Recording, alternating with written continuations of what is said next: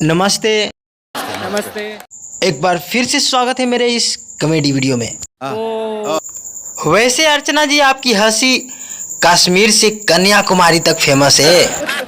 भाई और सुनने में ये भी आता है पाजी कि एक दिन अर्चना जी अपने पति परमित जी से पूछी कि सुनिए ना जी, मेरी हंसी पूरी इंडिया में फेमस है, वैसे आपको कैसी लगती है मेरी हंसी?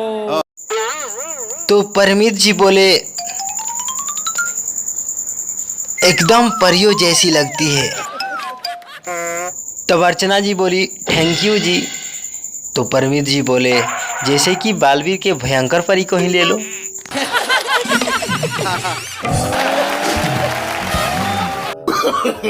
No no no.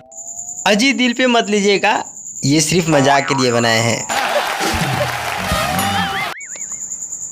वैसे अर्चना जी, जब शादी के बाद पत्नी भैंस भी हो जाती है ना और अपने पति से पूछती है कि सुनिए ना जी, मैं आपको कैसी लग रही हूँ, तो पति को बोलना पड़ता है, एकदम नागिन की तरह। ये हर मर्द की कमजोरी होती है। तो अर्चना जी, जैसे कि हमारे ही पत्नी को ले लीजिए। पगली एक दिन बोल रही थी, क्या जी, शादी से पहले आप सिनेमा, मॉल, रेस्टोरेंट और ना जाने कहाँ कहाँ घुमाया करते थे, अब क्या हुआ? अच्छा। तो मैं बोला, चुप पगली, क्या तुमने कभी चुनाव के बाद प्रचार प्रसार देखा है? अर्चना जी एक दिन में ऑफिस से आते आते अपने पत्नी को आई लव यू बोल दिया। अच्छा। फिर क्या, मेरी पत्नी तुरंत से आसमान में चढ़ गई और बोली, सेम टू यू जी। वैसे मुझ में और क्या क्या आपको अच्छी लगती है? अच्छा।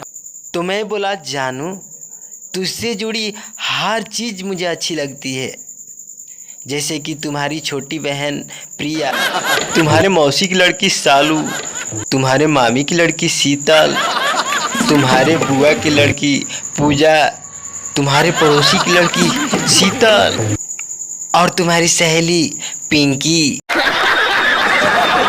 बात नहीं, कौन बात नहीं।